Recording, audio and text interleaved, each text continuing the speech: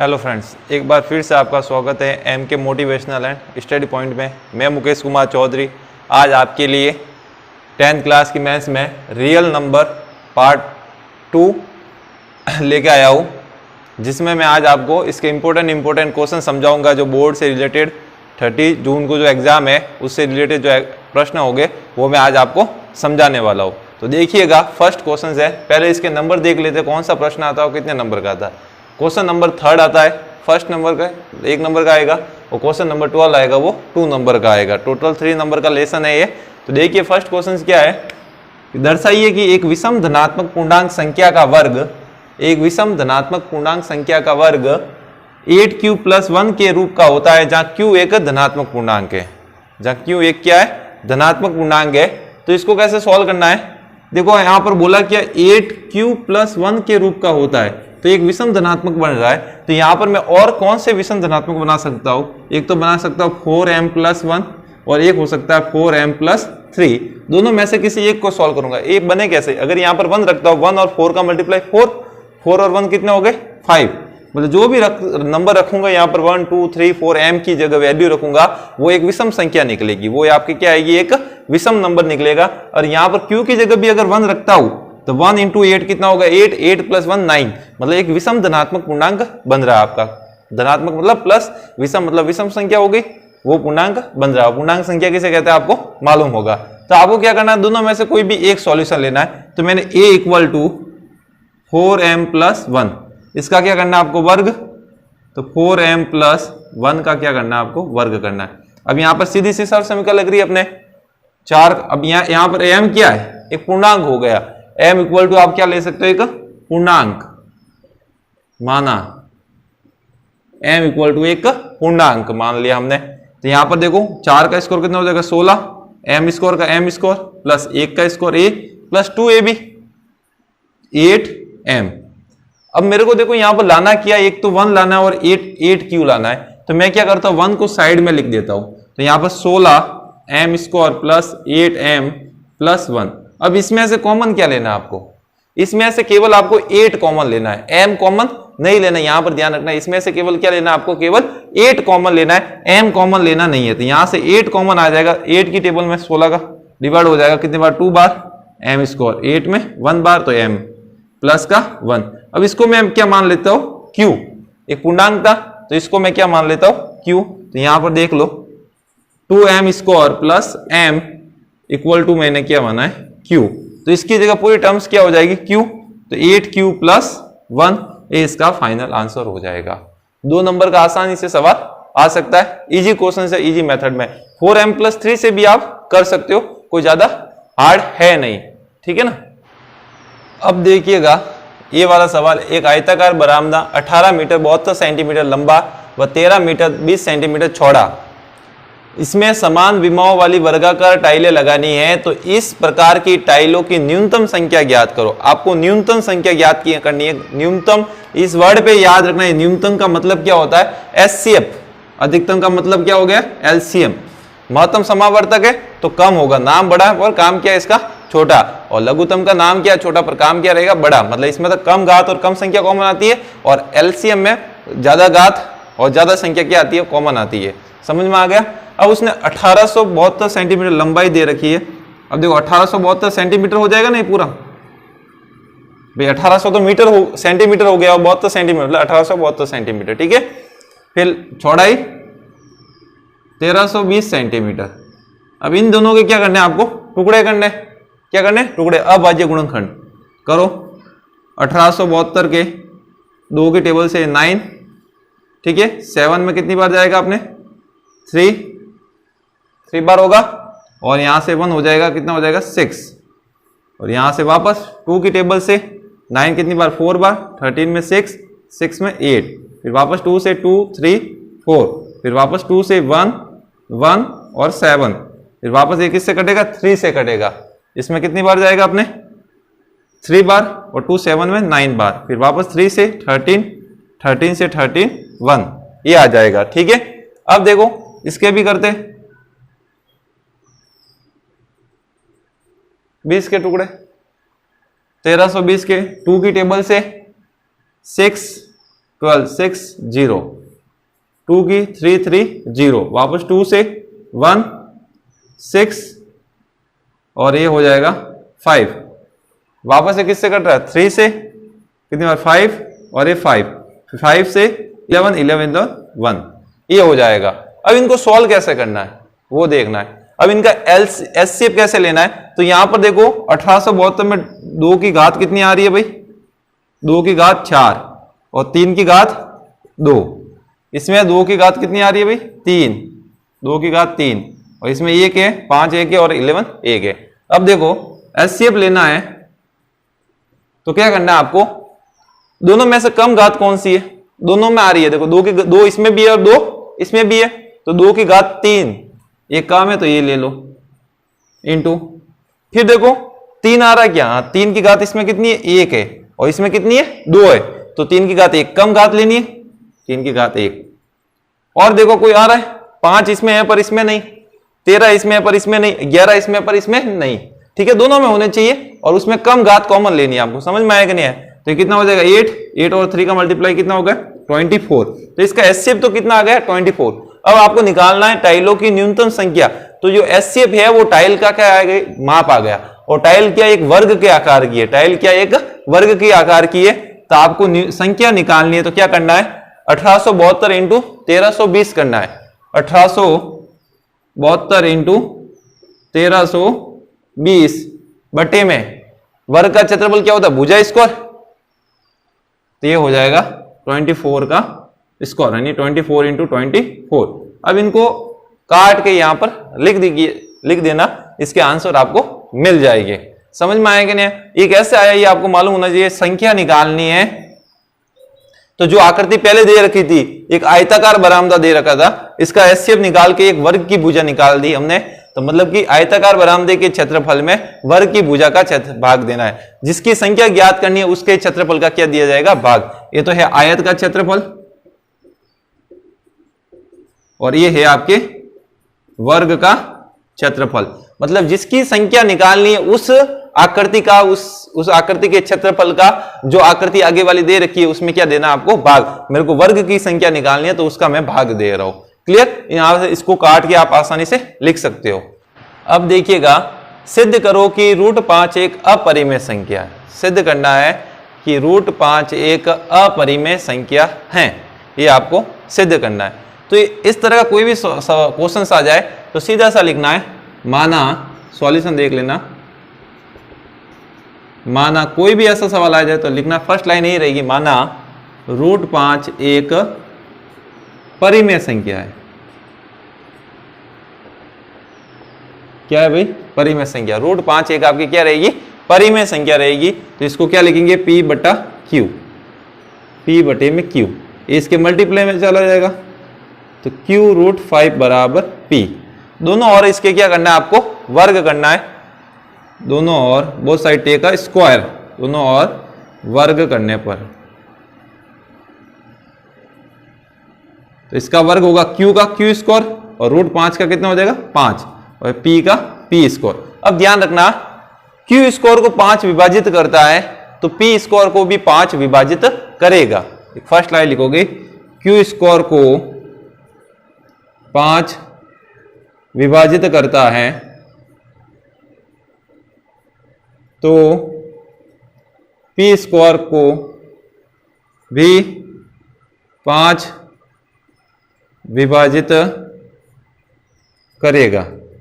समझ में आया, इसमें अभी 5 का डिवाइड होगा तो इसमें भी क्या होगा 5 का डिवाइड। फिर यहां पर एक आपको टर्म्स माननी है कि P बराबर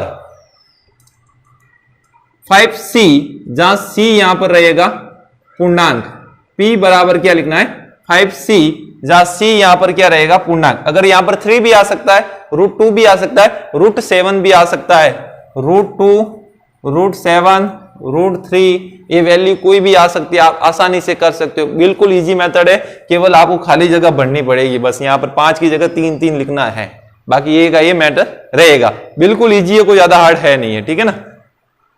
P बराबर मैंने क्या माना 5C, ये मैंने माना है, और C जहां क्या हो जाएगा पूर्णांक हो जाएगा।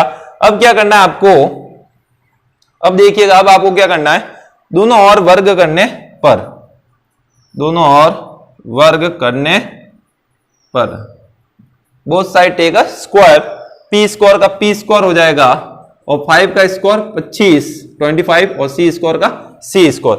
इसको इक्वेशन 1 दे दो, इसको इक्वेशन 2 दे दो। बाय इक्वेशन 1 एंड 2 क्या लिखना है? By equation 1 and 2। तो देखो यहां से पी स्क्वायर और पी स्क्वायर इक्वल हो रहा है, तो यहां से 5q स्क्वायर और यहां से 25c स्क्वायर इक्वल होगा कि नहीं होगा? भाई ये भी p की वैल्यू और ये भी p की वैल्यू, मतलब ये भी p स्क्वायर की वैल्यू और ये भी p स्क्वायर की वैल्यू इक्वल हो रही है, मतलब p स्क्वायर और p स्क्वायर इक्वल हो रहा ना, तो यहां से 5q स्क्वायर और यहां से 25c स्क्वायर ये भी इक्वल होगा। यही बताना चाह रहा था मैं, इसी लाइन का तोड़ निकाल रहा हूं कि q स्क्वायर को 5 विभाजित करता है तो p स्क्वायर को भी 5 विभाजित कर रहा है, ठीक है ना। तो 25 5 की टेबल से कैंसिल हो गए, कितनी बार 5 बार, q स्क्वायर बराबर 5c स्क्वायर। तो आया कि नहीं आया? ये किसकी वैल्यू है? किसकी वैल्यू है? q सॉरी ए p स्क्वायर की वैल्यू है जो 5 से डिवाइड होती है, यही मैंने लाया। अतः विरोधाभास के कारण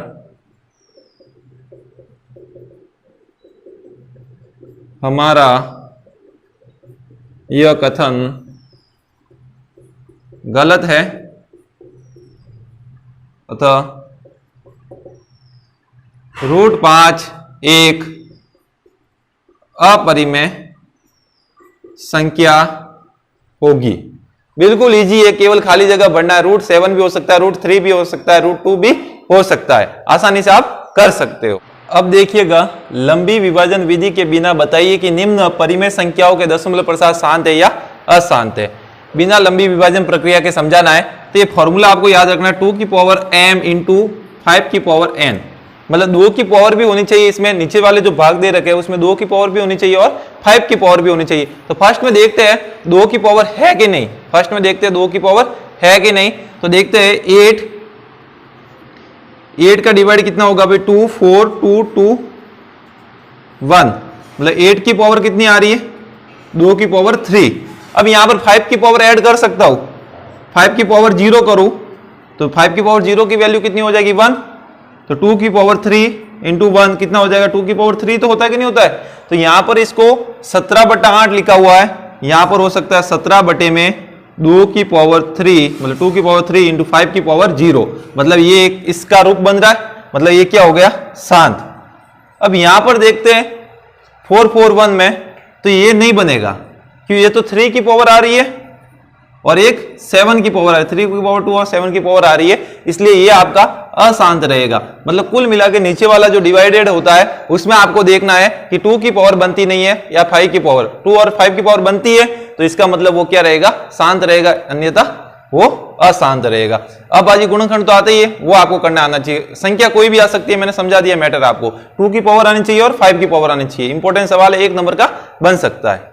अब देखिए a तथा 18 का एलसीएम 36 है, a तथा 18 का HCF 2 है, तो a की वैल्यू निकालनी है आपको। ध्यान रखिए, एक फॉर्मूला याद रखना है, दो संख्याओं का गुणनफल बराबर HCF इंटू LCM। ये फॉर्मूला बहुत जगह काम आने वाला है आपका, दो संख्याओं का गुणनफल बराबर HCF इंटू LCM। तो दो संख्या क्या है, a और 18, a और 18 आपके दो संख्या हो गई, तो उनका गुणनफल a इंटू 18 बराबर HCF। तो HCF कितना दे रखा है, a और 18 का HCF कितना है, 2 है, तो 2 इंटू LCM, LCM a और 18 का कितना 36 है, तो 36। अब देखो 18 की टेबल से 36 कितनी बार कटा, 2 बार कैंसिल हो गया, और 2 और 2 का मल्टीप्लाई कितना हो गया, 4। तो a की वैल्यू कितनी आ गई भाई आपके, 4 है इसका आंसर। बहुत ही इजी है, कोई ज्यादा हार्ड है नहीं।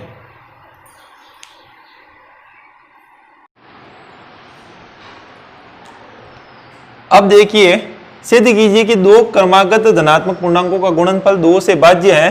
तो माना कि दो क्रमागत धनात्मक पूर्णांक, एक तो माना मैंने n और दूसरा माना n+1। क्रमागत का मतलब एक यहाँ पर 1 रखता हो तो यहाँ पर 2 आना चाहिए, यहाँ पर 2 रखता हो तो यहाँ पर 3। 1 रखा है n की जगह, तो 1 + 1 कितना हो गया, 2। अगर यहाँ पर 2 रखता हो तो यहाँ पर 3 आएगा, 2 + 1 3 हो जाएगा। 3 रखता हो तो 4, 4 रखता हो 5, 5 रखता हो 6। ना तो यहाँ पर क्या पूछा अपने को, विषम पूछा है, नहीं सम पूछा है। तो केवल क्रमागत बोला, मतलब क्रम वाइज वो बढ़ रहा है।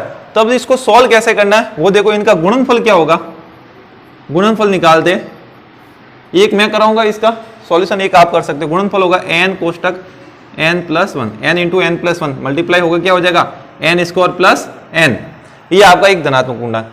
n इक्वल टू मैंने माना 2q, क्या माना भाई मैंने 2q ले लेता हूं, तो यहां पर देखिएगा n इक्वल टू यहां पर 2q रखता हूं, तो 2q का square plus 2q, n equal to मैंने क्या माना पूर्णांक 2q माना, है पूर्णांक माना है, क्या माना है मैंने पूर्णांक माना है 2q, तो n इक्वल टू आपको क्या रखना है 2q रखना है, तो 2 का स्क्वायर 4 हो जाएगा, q स्क्वायर का q स्क्वायर और 2q का 2q। अब यहां से कॉमन क्या लेना, आपको केवल 2 कॉमन लेना है, क्या लेना है q कॉमन लेने की जरूरत नहीं है, 2 कॉमन लोगे तो यहां पर क्या बचेगा 2q स्क्वायर और यहां पर क्या बचेगा q, इसको पूरे को क्या मान लो आप r मान लो, क्या मान लो इसको आप पूरे को r मान लो, r पूर्णांक मान लो, r पूर्णांक मान लो इसको, तो कितना आ जाएगा 2r। अब इसमें 2 का डिवाइड होता है कि नहीं होता है वो देखना, इसमें 2 का डिवाइड होता है कि नहीं होता है, 2 से भाज्य बोला तो ये 2 से भाग जाता है, 2 में 2 का भाग जाएगा कि नहीं जाएगा, बिल्कुल जाएगा। इसी तरह आप यहां पर n इक्वल टू ले सकते हो 2q प्लस 1, ये भी रख के करोगे तो भी आपके कितना आएगा नीचे 2r आएगा, नीचे कितना आएगा 2r, n की जगह रखना 2q प्लस 1 का स्क्वायर प्लस 2q, ऐसे 2q प्लस 1 का स्क्वायर प्लस 2q प्लस 1, और वहां से केवल कितना कॉमन लेना है 2 कॉमन लेना है। सॉल्यूशन कितना भी बड़ा क्यों नहीं बन जाए, कॉमन कितना लेना है 2 कॉमन लेना है, जो आपको पूछा है फर्स्ट क्वेश्चन में भी आपको मैंने यही समझाया था, बिल्कुल इजी। आपको क्या बोला है कि माना 2 धनात्मक क्रमागत पूर्णांक बोला है तो n और दूसरा हो जाएगा n प्लस 1, एक रखता हूं तो उसके बाद 2 आना चाहिए, ऐसी संख्या लेनी है तो मैंने प्लस 1 कर दिया उसमें, ठीक है। इनका गुणनफल कर देना, n स्क्वायर प्लस n हो जाएगा, फिर यहां पर एक पूर्णांक मान लेना n equal to 2q, okay. जहां पर n दे रखा वहां पर 2q रख के इसको सॉल्व कर देगा, आसानी से आ जाएगा। डिवाइडेड पूछा है ना अपने को, भाज्य बोला ना, तो डिवाइड तो हो रहा है 2r में, 2 का डिवाइड हो रहा है बिल्कुल ही। अब देखिएगा 81 और 237 का एचसीएफ यूक्लिड विभाजन विधि से आपको करना है, तो यूक्लिड विभाजन विधि जहां पर आ जाए इसको कलन विधि भी बोला जाता है, कलन विधि, कलन विधि भी वहां पर वर्ड आ सकता है और यूक्लिड विभाजन भी। इस तरह का सवाल आए तो कैसे करना है, आपको सबसे पहले यूक्लिड विभाजन प्रमेय लिख दो, a बराबर bq प्लस r, इतना लिख देने के बाद इसका सॉल्यूशन डायरेक्ट बता रहा हूं, बड़ी संख्या में छोटी संख्या का क्या देना है भाग। 237 में 8 1 का डिवाइड 2 बार जाएगा 162 आएगा, माइनस करोगे तो कितना आ जाएगा 75। अब 81 यहां पर लिखना है आपको, 81 कितनी बार जाएगा 1 बार 75, माइनस करोगे कितना आ जाएगा 6। अब 75 यहां पर आपको लिखना है, और 75 में 6 का कितनी बार जाएगा 12 बार 72, माइनस करोगे कितनी बार आ जाएगा यहाँ पर 3। अब 3 की जगह यहाँ पर 6 लिख दो, 6 में कितनी बार जाएगा 2 बार, और 6 माइनस 6 0। अब ये 0 किसके कारण आया, 3 के कारण 0 आया, तो ये आपका क्या हो जाएगा एचसीएफ हो जाएगा, ये आपका क्या हो जाएगा एचसीएफ, जो बिल्कुल इजी मेथड में है। केवल क्या करना है आपको डिवाइड करना है, यहां से डिवाइड करोगे 162 माइनस करोगे 75, वापस 81 में डिवाइड 75 का 81 यहां पर लिखते जाना 75, उसी तरह 6, फिर 0 आते ही आपको रुक जाना है, और 0 किसके कारण आया 3 का डिवाइड करने के कारण आया, तो 3 आपका क्या हो जाएगा एचसीएफ हो जाएगा। ऊपर लिख देना एक a बराबर bq प्लस r। और इसकी जगह शेषफल वाले भी सवाल आते थे, इसका शेषफल है तो उसमें केवल शेषफल को माइनस कर दो, जो भी आता है उसके टुकड़े भी कर सकते हो और डिवाइड भी कर सकते हो, तो आसानी से आप एचसीएफ निकाल सकते हो।